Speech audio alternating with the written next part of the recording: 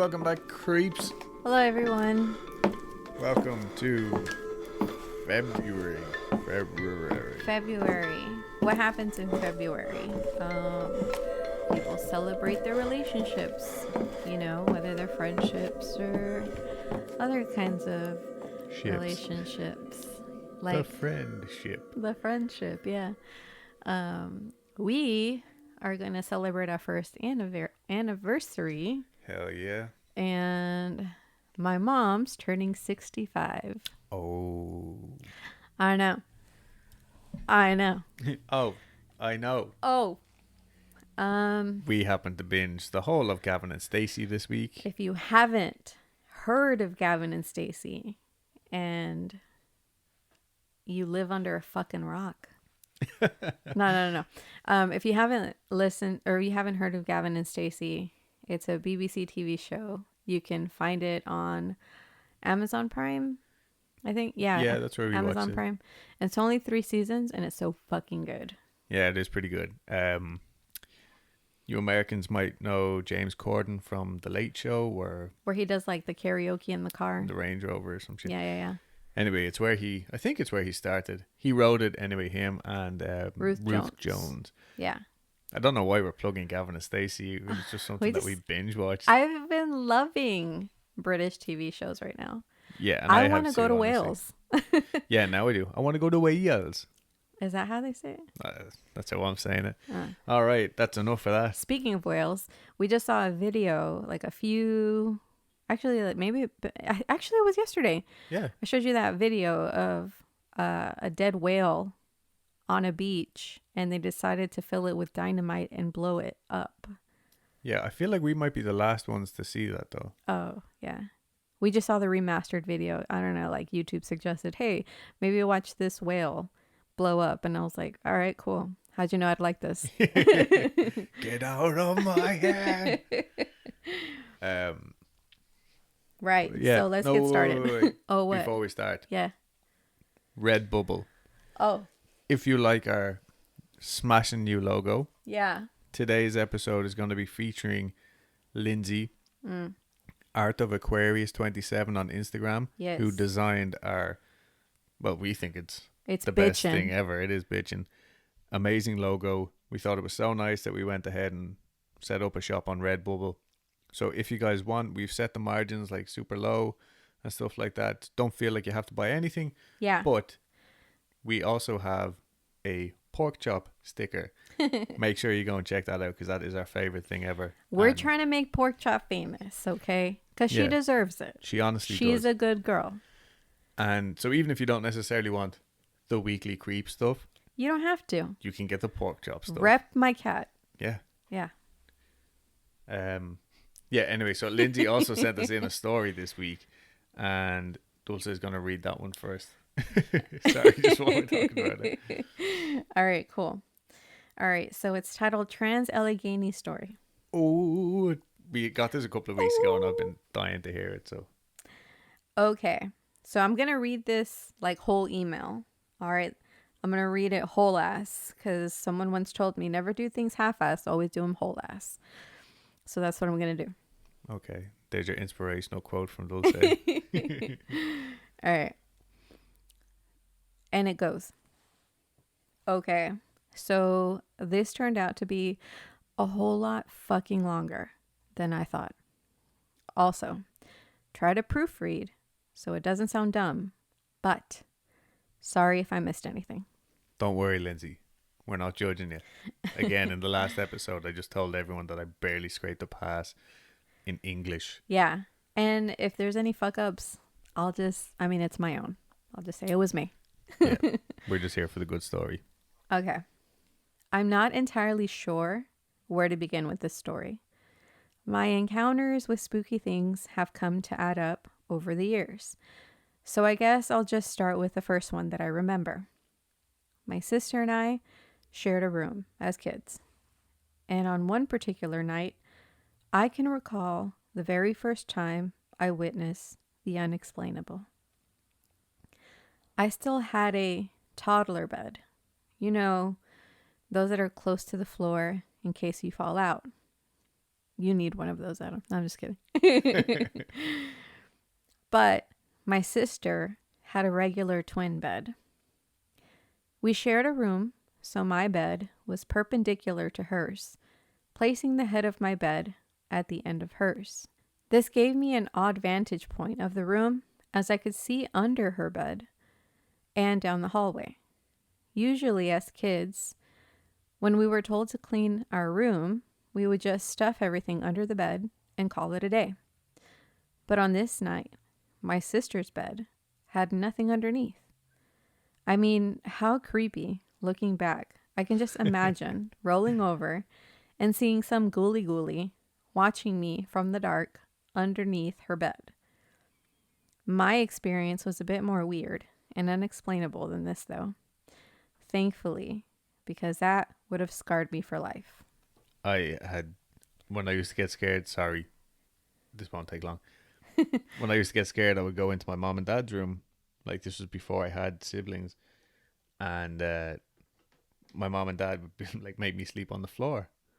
You're like, all right, you can come in, but you're sleeping on the floor. That's so mean. Yeah. Maybe that's what's wrong with me. Anyway, I would be so afraid because their bed had an underneath to it. And I was so afraid. Like, I'd be trying to sleep on the floor, and I was basically under the fucking bed, and I would always picture like a banshee or like the girl from The Exorcist or something. Yeah. Was just going to be under there waiting for me to turn around. Yeah. Still fucking scared of it. Sorry. You know, I refuse to look under beds because there's always that scene where the kid looks under the bed and there's nothing, but as soon as they get back up, it's right behind them. Yeah. You know what I mean? Oh, I fucking know what you mean. It's the worst. Yeah. Don't mean to toot my own horn, but I will. My parents let me sleep with them in bed when I was scared. Well, my parents just didn't love me that much. Okay. Thanks, Mom. Oh, I remember one time I got sick all over my dad's back. And he wasn't wearing a shirt, so he had puke all on his back. His lumpy back hair. Okay, get on with the story. Okay. Sorry, Lindsay. All right. We only had one nightlight, and it was plugged into the wall in the space between the foot of her bed and the head of mine.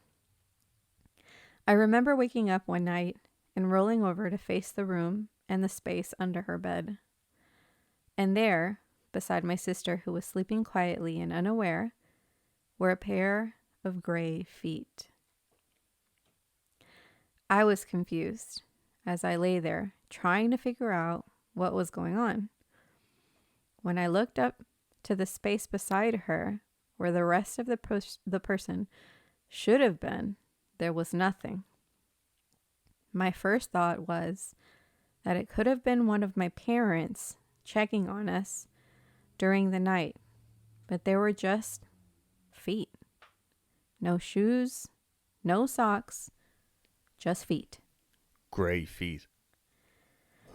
Standing stock still, facing my sister's bed, as if they belonged to an invisible person that just stood there, watching her. At this point, I hadn't seen or even knew of the world of the paranormal. I was probably about 4 or 5, so I hadn't even heard my first ghost story. My mind didn't go to a place of, hell no, this is too much, no thank you. Like it does when something scary happens now. So instead, I rolled over and went back to sleep. In the morning, the feet were gone, but the memory has stayed with me like it happened just the night before for the past 20 or so years. Over the course of those 20-ish years, I've had tons more unexplainable things happen. For instance, weird sleepwalking stories, a haunted dorm room in college. The dorm was used as a Civil War hospital, so actually pretty credible. And most recently, an energy in my house that I struggle to explain. I won't bore you with the rest. I'll just jump right in to what the most recent story starts with. Trans Allegheny Lunatic Asylum. Oh, shit. As a kid growing up, I was the biggest scaredy cat ever since I learned what to be scared of. Somewhere along the way, that changed to a fascination and love for all things spooky and unexplainable. My mother happens to share this fascination, and so we decided to take a girls' trip, as you do, to a supposedly haunted mental asylum. It was a bit of a drive to get to Trans-Allegheny, but we planned to do a historic tour during the day and then come back at night for a flashlight tour and go through the main attraction, the haunted house set up all throughout their criminally insane ward. Charles Manson stayed there for a bit, so would we catch a glimpse of his ghost or something else murdery? Honestly, who the hell knows, but count me in, let's go. When we got to the asylum, we went straight away and got our tickets for the historic tour of the building. This is a massive building built in 1864, and the look of it is straight up daunting. Definitely a Halloween moneymaker for sure, but hot. Jesus Henry Christ, it was hot. Jesus Henry. It was sometime around Halloween when we went, but it still felt like summer in Weston, West Virginia. I think the building only has AC and modern amenities in the main parts where the lobby and small museum are located, but I could be wrong on this. We found our group and proceeded on the tour. We saw lots of decrepit rooms and old staff areas and heard plenty of spooky stories along the way. All in all, there were maybe 10 to 12 in our group and the tour guide. About 15 minutes into the tour, we found ourselves in a large open space. We all spread out to listen to the tour guide tell us the history of the particular room. As it turned out, the room we were standing in was a room that had been used for lobotomies. Dr. Walter Freeman would bring his patients here and essentially use an ice pick to go up through their eye socket and twist around their brain to cure their mental state. Our guide proceeded to tell us that after the lobotomy, sometimes their condition would improve. Sometimes they would resort back to a toddler state of mind. And sometimes the patient would have a seizure and then pass away shortly after. No sooner had our tour guide finished this sentence, one of the men in our group fell straight back, cracked his head on the floor, and began seizing. As awful as it was, my first thought was this guy planted in our group to freak us all out more? But the sound of this man's skull cracking against the concrete floor, it was such a unique sound that I'll never forget as long as I live. That's fucking insane. Yeah, that's awful. His glasses flew off on impact, and his wife and daughter went into shock. There was a pause in the group as everyone processed what was actually happening. His daughter was younger and started crying because she didn't know what was going on. Mom went to get his glasses and hand them to his wife, and thankfully, there were a couple of nurses in our group. Aw, dude, that's lucky. Yeah. That's so lucky. Because of the concrete and limestone, there was no cell service where we were, so our guide had to run all the way back to the main part of the building to call 911. He probably seized for a good 10 to 12 seconds, and the nurses were able to stabilize him and have him lie there as he came back around. We all just kind of stood there because unless you have medical training, what do you do? I know what you do. You stay the fuck out of the way. Yeah. That's what I would do. Yeah, I am the worst in those situations. The one time I was ever in that situation, I just called 911 because everybody else just stood there going, somebody really needs to call the ambulance. I was like, somebody. Yeah. Mom was low-key freaking out because what are the chances of this happening? Of all the tours and of all the timing in the world, this guy happened to have a seizure in the lobotomy room on our first tour of the building. When he came to, the nurses in the group were asking him if he was prone to seizures, and he said that no, he'd never had one. Maybe he got too hot, maybe he hadn't eaten enough that day. Either way, the ambulance came blaring down the road, and the tour guide came back and escorted us to another room. He was very visibly shaken from not only what had happened, but also running to get help and the stress of being responsible for our tour experience. We took a 5-minute break just for everyone to calm down, and then we just continued our tour. I think this stayed in the back of everyone's mind as we toured the remainder of the building. Whatever had happened back there, it definitely made an impact on us. We finished the tour and went back to our hotel to nap until later that night for the flashlight tour and haunted house. I had been excited to finally come tour an actual haunted building, but hadn't expected that on our first tour. I thought to myself that nothing could possibly top that experience. I was wrong. When we went back to the flashlight tour, we had a few different options. There was one that I was excited to go on that took you to the hotspots from the Ghost Adventures episode. Hey, we're friends too. Go on, Zach Baggins. The ticket seller was definitely not afraid to say that when the Ghost Adventures team came to film their episode, Zach was a huge diva and refused to socialize with anyone there. I can only imagine. But the rest of the guys were fun. Who's surprised? Oh my God. Yes, Lindsay, give us all the gossip. That's amazing. Fucking Zach Bacons. I love that. So happy she included that. We got our tickets and went to our spot to wait for our second tour to start. Mom and I are both small, unopposing women. I'm 5 nothing, and she's a bit taller, but you get the picture. I swear it seemed like we were in a group of professional football players. This will be relevant later. We were in the back of the group as we went in and had our flashlights and phones out. For this, it was pitch dark, except for our lights, as the guide told spooky stories from the history of the building and info from the episode of Ghost Adventures. We were looking in rooms and listening to the guide's story when Mom and I and a couple of the guys in front of us heard a faint whistling coming from somewhere behind us. We turned around to try to figure out what it was, and when we went to rejoin the group, those guys had booked it to the front of the group, right by the tour guide. I guess size doesn't necessarily equal courage. Finally, we circled up in a large room that is said to be haunted by an inmate who had his skull crushed and punctured through a bedpost.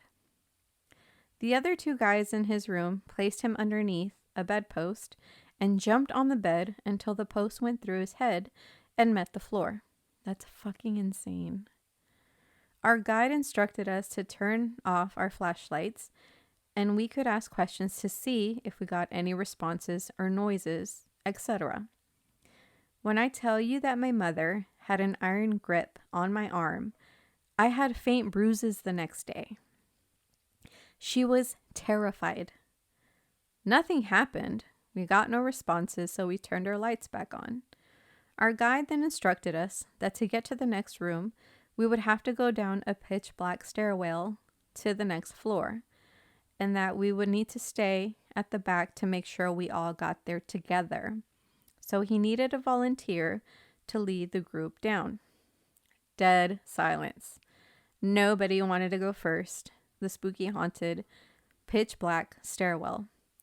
Not even the 6'4" I can bench press my grandmother with my eyes closed guys that were in our group. So who do you think the great honor fell to? My 5 nothing ass with a cell phone light and a mother who was basically at this point perched on my shoulder like a parrot. I just added that last part. Like a parrot. That's funny though. She was none too pleased about this situation, We walked out of the room, me half dragging her and trying not to fall down the stairs, and made it down to the next level. Honestly, Lindsay, that's something I would do too. I'm chicken shit, but I'd be like, I'll go first. It's what do they call it? It's a masochist in us. I just know I would rather be at the front of the group than the back of the group. Oh yeah, I guess I would pick you off in the back, huh? Mm-hmm. If something were to happen. Our tour continued on, and with more spooky stories. And at the end, we found ourselves in Lily's room.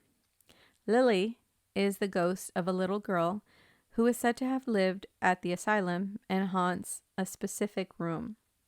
This room is littered with a variety of toys that people bring her to play with in hopes of catching something on video.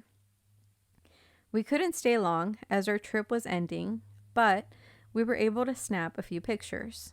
We didn't catch anything on them, but what happened next was something I'll carry with me forever. At this point, our group was split into the people who wanted to continue onto the haunted house and those that were signed up for another flashlight tour.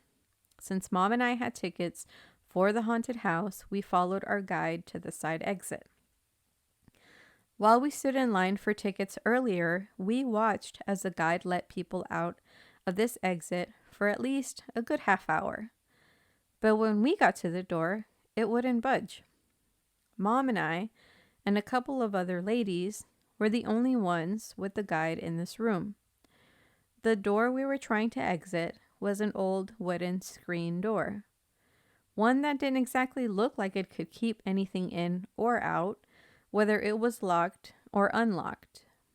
Not very sturdy at all, but our guide was twisting the door handle, locking and unlocking, pushing, pulling, kicking it with his full weight, nothing. I finally stepped away from the group to hold the light for him as he was doing all of this with one free hand and a pretty sick lightsaber flashlight combo in the other. As I was holding the lights for him to figure this door out, one that I'm sure he had exited from 1,000 different times, I turned back to my mom. At this point, we were a good 8 feet away from each other. Jokingly, I made the comment, I guess they don't want us to leave. I turned back around to face the guide and felt 3 distinct fingers trail down my back. My brain tried to process. I turned my head to see if my mother had joined me, and maybe that was her way of telling me, don't say that. But she was still a good distance away, talking to another woman. There was no way she could have crossed the distance between us that quickly anyway. The door wouldn't open. I kept my mouth shut, partly because I didn't want to make a scene and freak my mom out, and partly because my brain was still processing. Did I truly just feel that? Had I brushed against something? There was nothing to brush up against. The door still wasn't opening. Had it been my hair? No. It was pulled over my shoulder. Nothing was touching my back. And yet I had felt something. 3 distinct things. Not a touch or a poke, but trailing down my back. The door still wasn't opening, so our guide had us rejoin the group and exit out of a different door. As we walked from the main building to the criminally insane ward, otherwise known as our haunted hospital, I asked my mother, had she touched my back while we were waiting on the door? She said no, that she had been talking to some of the other ladies. And why? Did something happen? I told her what I had felt, and we kept walking. I think at this point, with the activity we experienced, we were feeling a little anxious to go through the haunted house. We had reserved our passes, thankfully, so we didn't have to wait in what looked like an hour plus wait to get in. We walked to the entrance and waited for the rest of the group. Once again, who do you think was pushed to the front of the line? I felt like Katniss Everdeen at this point. Fuck it. Let's go. This place was so decked out. It was amazing. You could really tell that the staff had worked above and beyond to set it up. The iron grip that my mom had on my arm and the speed that she was pushing us through not only made us miss jump scares, but also had us leave our group in the dust and join the back of the group that had gone in front of us. Oh, God. We had such a good time going through that. When we were done, it was almost a sad departure. We went back to our hotel and in the morning went back home. I didn't realize this would be so long. I'll keep my last story as short as I can. We've been back to Trans-Allegheny once more since then. For an early Christmas present, Mom got us tickets to do the overnight lock-in. Jesus fucking Christ, an overnight lock-in? That sounds so fucking cool. It sounds cool. I won't do it, but it sounds cool. We were able to spend 2 hours on each floor of the main building in the dark, mostly on our own, ghost hunting. Holy shit. That sounds fucking great. It was a fantastic opportunity, but nothing huge had happened like before. The only difference this time was that I was at a very low point with my mental health. I had gone through a breakup and was stressed and anxiety filled from a job that was asking so much of me for too little pay. I hear that. It was the first time that I had gone to the doctor and asked for help, which is something I'm proud of that I had the courage to do, and probably something I should have done a long time ago. So side note, if you need help, please ask for it because you'll get it and it will make your life so much better. Thanks for that PSA, Lindsay. I agree. I hadn't thought about this before we went. At that point, I was just kind of going through the motions and not caring about anything else until my meds kicked in. So, as we explored the asylum, things just felt heavy. We heard stories about murders and suicides that I hadn't heard before. We heard stories about how the first patients were women who were too outspoken or too outgoing or too different, that their families or husbands no longer wanted to deal with them.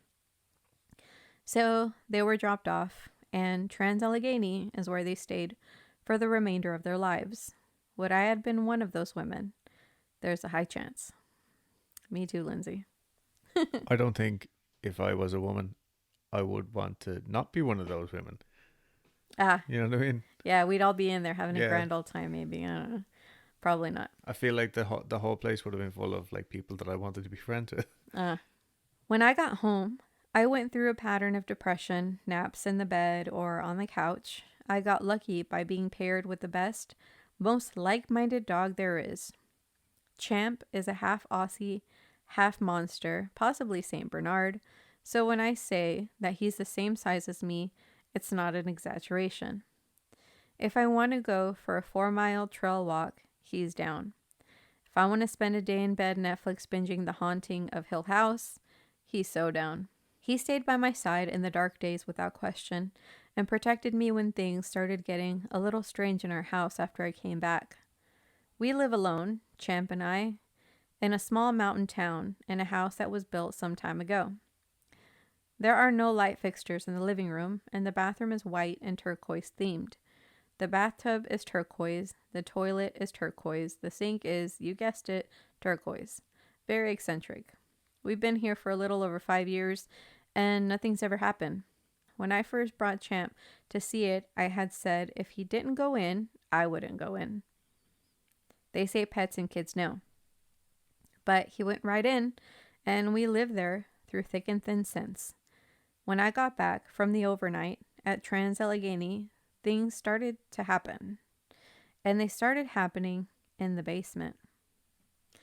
Champ started running and growling at the door to the basement for no reason, at least none that I was aware of. He would run and sniff and growl, really low like he was ready to attack. He had done this a couple of times, and finally when he ran to the basement door, I followed him. Side note, my basement is a dirt floor, exposed pipes, oil furnace, places that you would haze your pledges or hide a body. Yeah, wow. It's enclosed. Nothing can get in unless going through the house first. I keep it covered with a white curtain and string lights to try to make it seem less terrifying. Yeah, it does sound fucking scary. We stood there, Champ growling and me listening. I went up to the door and thought about opening it, but that's how you die, so I didn't. But it felt like someone or something was on the other side of the door. Like how you can feel someone's energy if they're standing close to you. I can't explain it other than that. It felt like something was on the other side.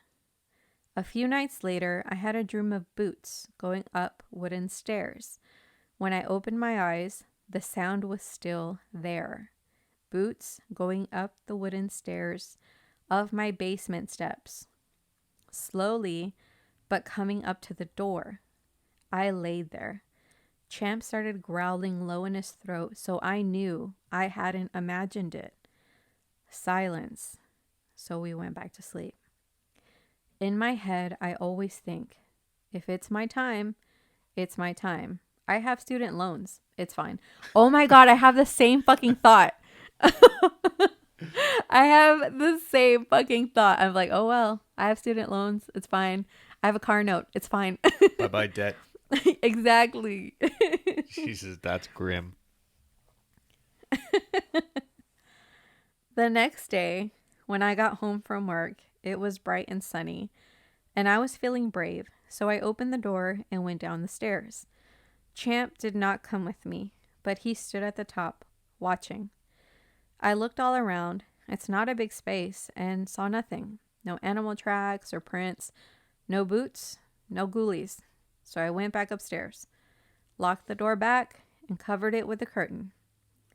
A few nights later, I heard the noises on the stairs again, and Champ was upset, so I called the police.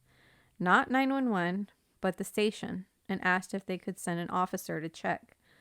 My landlord had already told me if it was an animal, he could help, but if it was a ghost, I was out of luck. I didn't find the joke as funny as he thought I would. The officers got there in about 5 minutes. I showed him the basement and waited upstairs as he checked. He looked all around with a flashlight and found nothing. As he was coming up the stairs, he told me I probably just had a ghost, and that if it happened again to call them back and they'd come check again.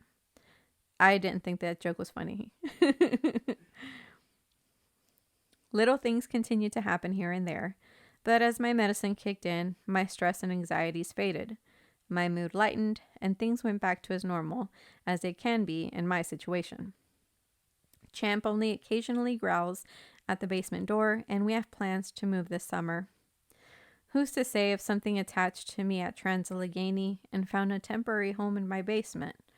It does look similar to the aesthetic of the asylum. Maybe a spirit saw me and thought, hey, she's sad like me, friend, and came along for the ride. I try to be rational.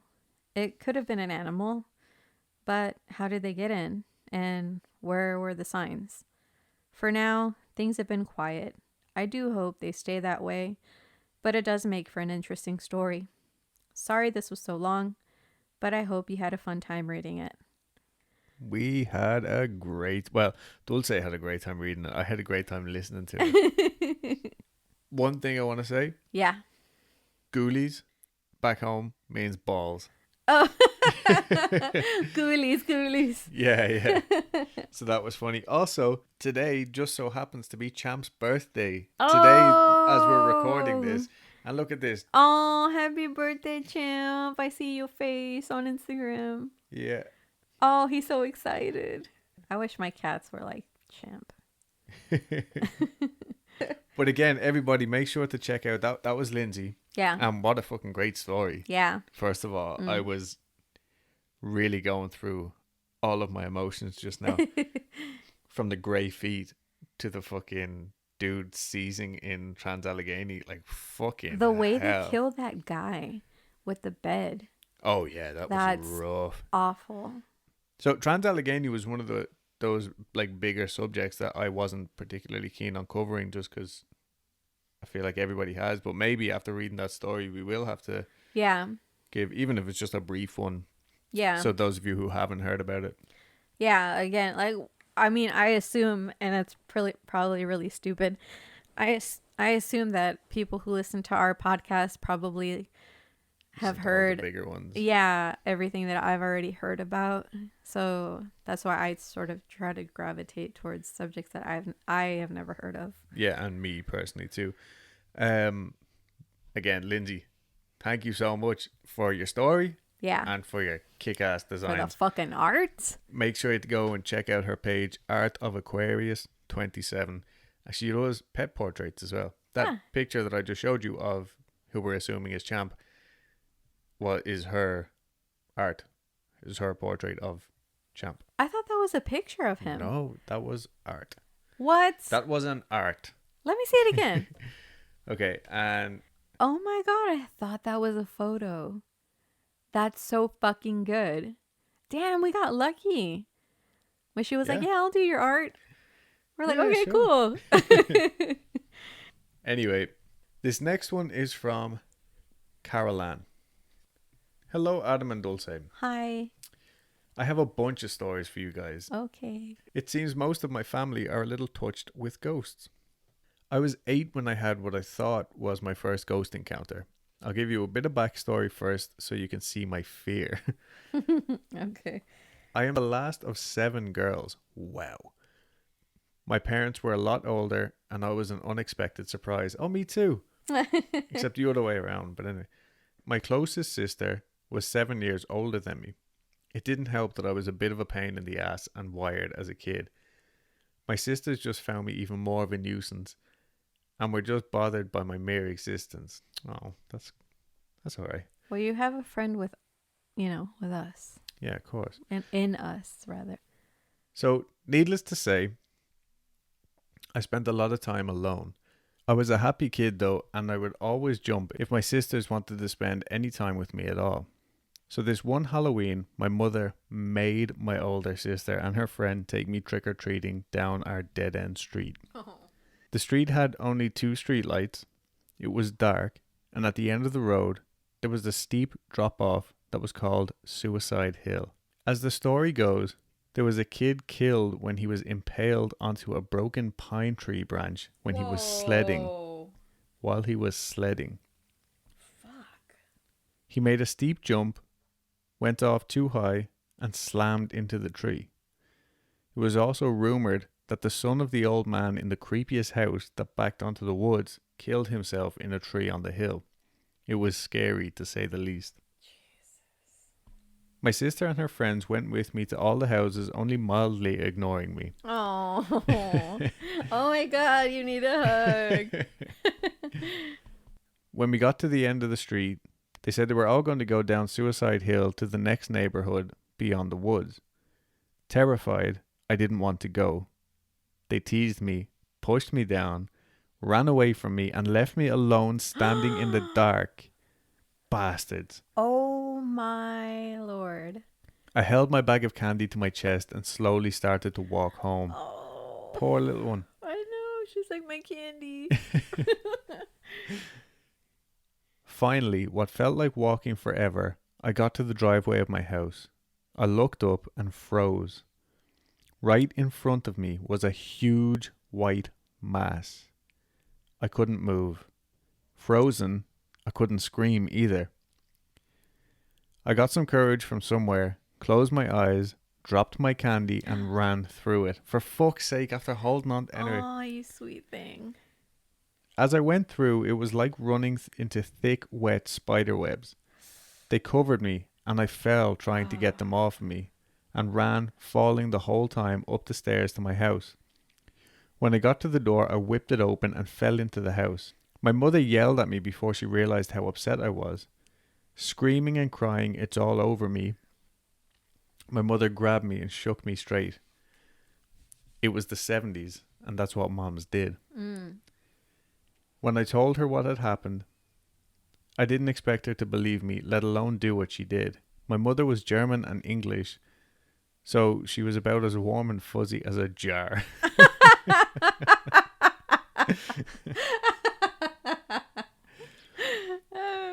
She hugged me. was a good one. She hugged me, looked at me all over, and there was nothing on me. She stood up and told me to wait right there. Then she walked down the stairs, picked up my candy bag, thank God, Oh, good. Yeah, that's a good and one. started to talk to whatever was in the driveway. I couldn't see the white mass Whoa. anymore. I could see my mom and barely make out what she was saying, but it was like she knew what it was. When she came up, she handed me my candy and told me it was okay, that nothing would bother me anymore. I just looked at her. I didn't know what to say. She told me to get out of the doorway and get changed for bed, just like it was any other night, like nothing had just happened. I said, "What was it? What did it say? Or what did you say to it?" She simply said, "Were your sister and her friends being mean to you again?" I said yes. She left me at the hill and I started crying again. She told me to stop. Then she said it was your grandmother. She didn't mean to scare you. She just wanted to make sure you weren't alone. That's when I learned that ever since I was a baby, whenever I was really sick or had bad days, mean sister things, my mom and dad would catch glimpses of my grandmother on my father's side close to me or in my room. They even told me that when I was 4 or 5, I would tell them about an old woman that would sit at the end of my bed. When I described her to them, it sounded like Nona P. She died the same month I was born, and my father said she didn't want to go because she knew I would have a hard time with my sisters. Oh. I didn't remember seeing her, but my dad said she was my guardian spirit and that she walked with me. Because of that day, I always say my prayers at night and thank her for staying with me.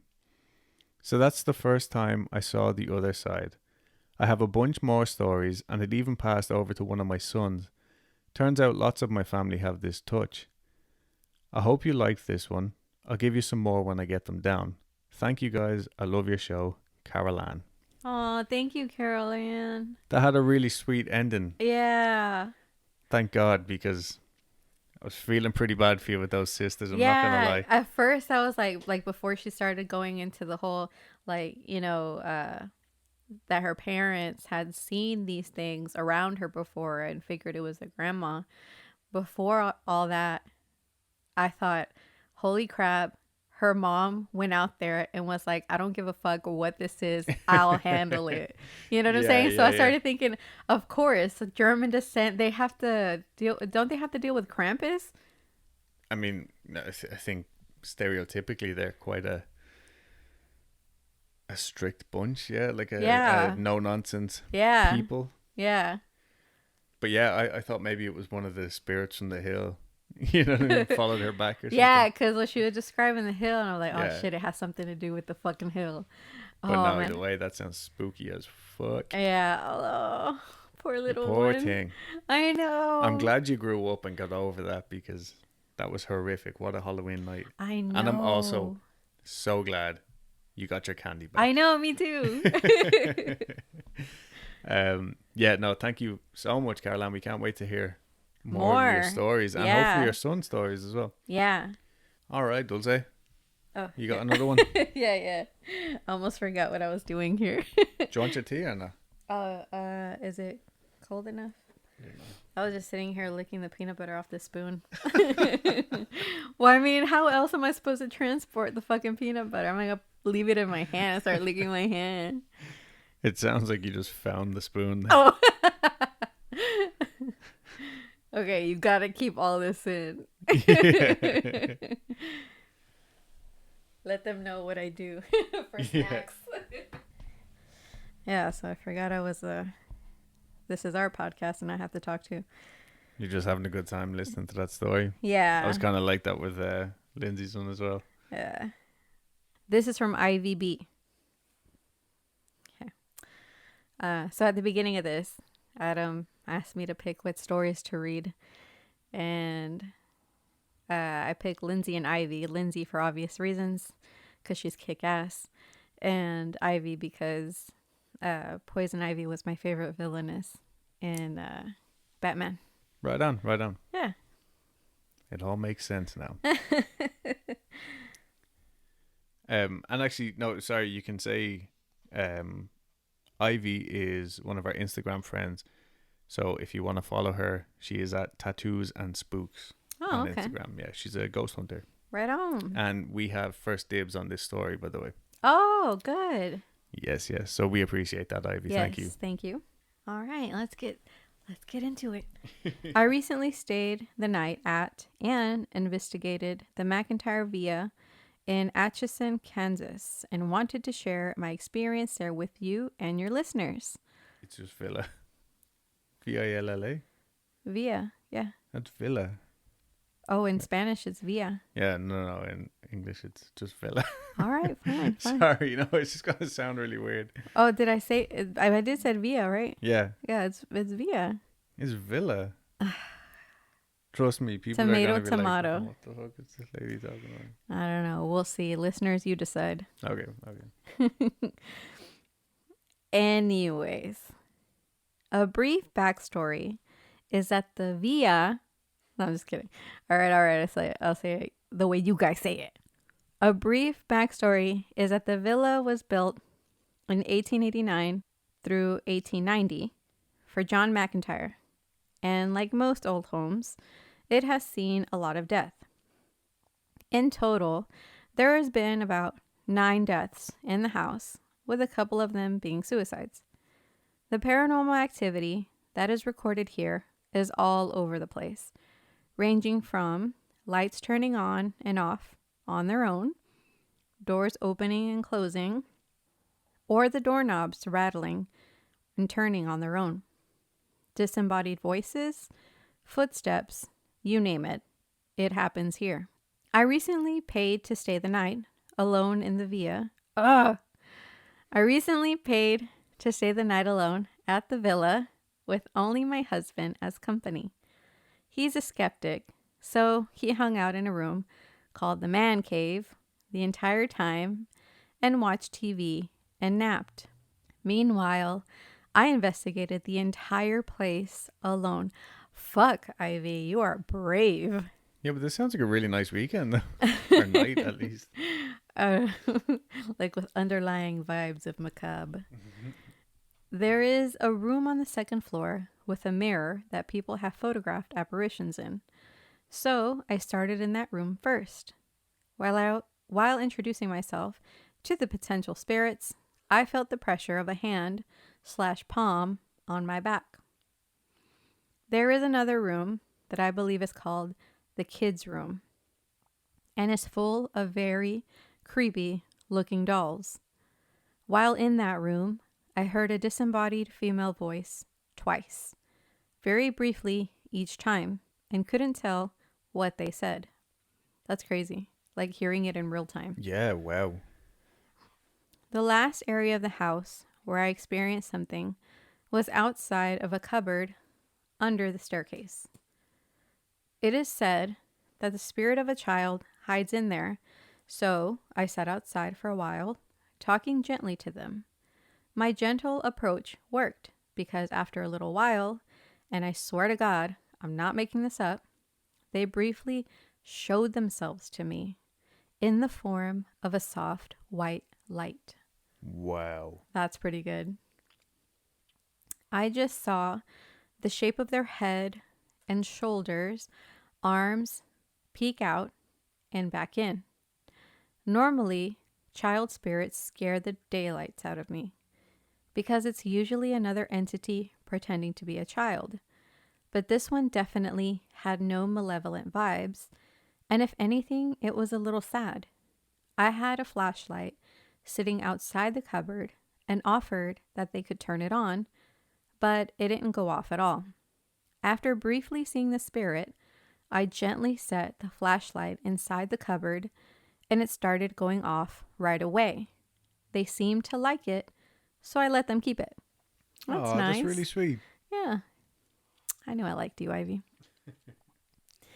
Anyways, I hope you enjoyed a brief telling of my recent spooky adventure. I also want this to be an opportunity to show that the paranormal isn't all that scary. If I can spend time wandering the halls of McIntyre Villa alone, anyone can. If you want to read more about the villa and my investigation, check out ghoulstrip.blog, where I will be going over it in full detail very soon. I still have audio and video to analyze, so there might be more evidence on the way. Thank you so much for taking the time to read this.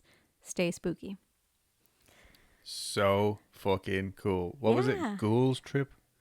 So her website is ghoulstrip.blog. So GHOULSTRIP.blog. Yeah, I remember reading that the first time and I read it as Ghoul Strip. Or Ghouls Trip, like girls trip. But wow, Ivy, I can't wait to see, hopefully, any other evidence that you've got from that, because fucking hell. Yeah, send your stories this way and we'll plug you again. Yeah, absolutely. We'll share it on our story or whatever when you get it done.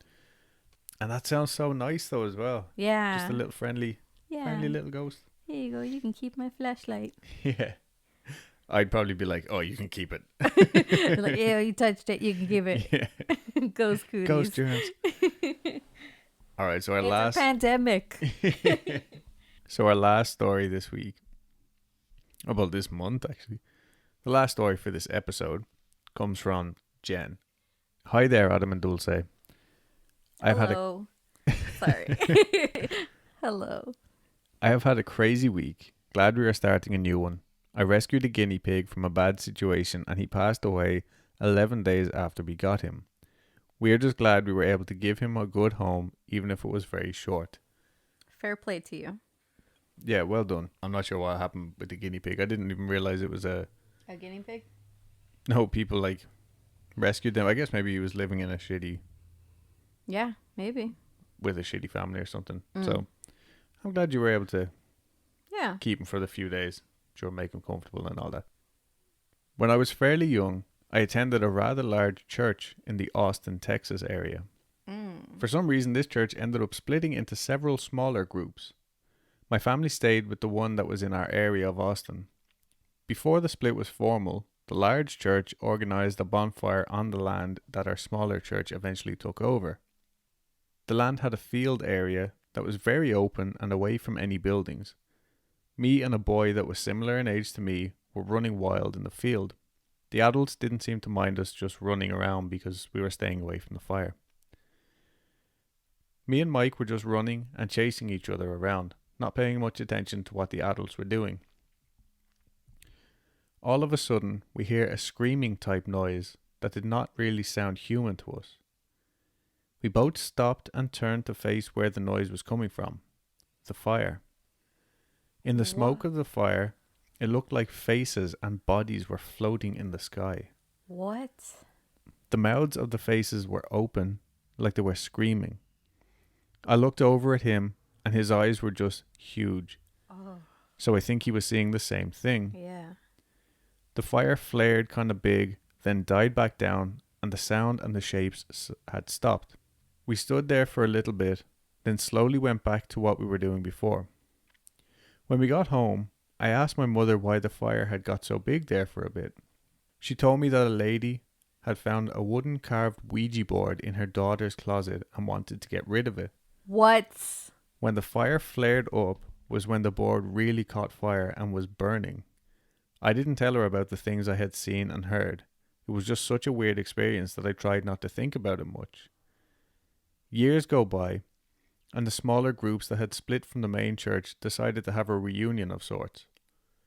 I was in my teens at this time. We had not seen many of the families from the other groups, so we attended. I ran into Mike sitting by himself at this big party. I walked up to him and said, "We saw what we saw back when we were kids, right?" Hell yeah, get that validation. He looked at me, nodded, and just said, "Yup." Wow.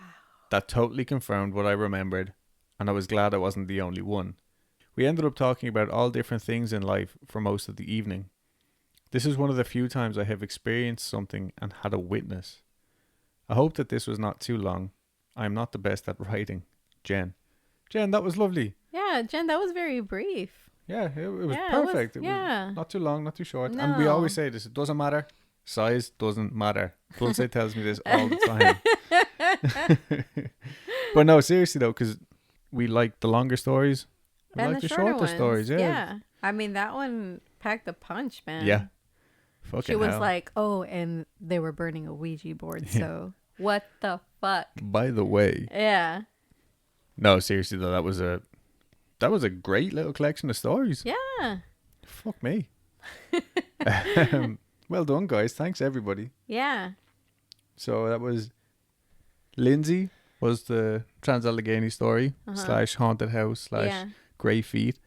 Great feet. And make sure to check out her Art of Aquarius 27 Yeah. is her Instagram. The other plug is ghouls. GHOULSTRIP.blog. Yeah. Ghouls Thank you. Trip. Thank you for that. And that's Ivy. And hopefully, we can get the blog from her. But it might be done already. She sent us this last week or something. Yeah. So we're definitely looking forward to seeing what other evidence you caught from that. Yeah. And also... And we just want to thank our fans. You know? Yeah, our listeners. Because we have... is that too presumptuous to say, like, fans? Or should we just call them listeners? I don't know. But, like, thank you for listening. And the reason why I say this is because we just got our first bad review. And I'm just like, you know what? Like, Adam texted me and he was like, hey, we got our first bad review. And I'm like, what is it? And I was like, wait, never mind. I don't want to know what it is. And he was like, just know that we're not everyone's cup of tea. And he is absolutely right, because I'm not anyone's cup of tea except one person at work. So I know this. You're my cup of tea. Well, I mean, otherwise you wouldn't have married me. But yeah, so thank you guys for being of like minds, because I mean, it's completely true. Not everyone in the world's going to like you. Yeah. And to whoever it was that did leave us the bad review, it's up to you. I get it. I mean, that's your prerogative. Listened to many a podcast and gone, not for me. Yeah. Also, Carylann, thank you very much for your story, and we hope to hear more from you and your son. Oh, yes. And the last story was from Jen. Thank you, Jen. And Jen, again, keep those stories coming. Yeah. All right, guys. Thank you for joining us for another listeners episode. This is February. Can you believe that? Fucking listener story. And you know what? We'll see you. We're going to be here. Well, maybe not here in the same spot, but we'll still be together doing this in 2022. Yeah. So we're going to go the distance with this thing. Yep. Speak it into the air. Manifest it. Manifest that we're here for the long haul. Make sure to follow us on Instagram, Twitter, Facebook. Please subscribe to us on iTunes, YouTube. Rate and review us, leave us comments, get in touch with us, do whatever you want. Yeah. And if you want, have a look at our Redbubble store, Weekly Creep on Redbubble. Weekly Creep everywhere. If you have a story that you want to send us in, it's weeklycreep@gmail.com. And I think that'll just about do it. That'll do us. Okay, bye. Bye.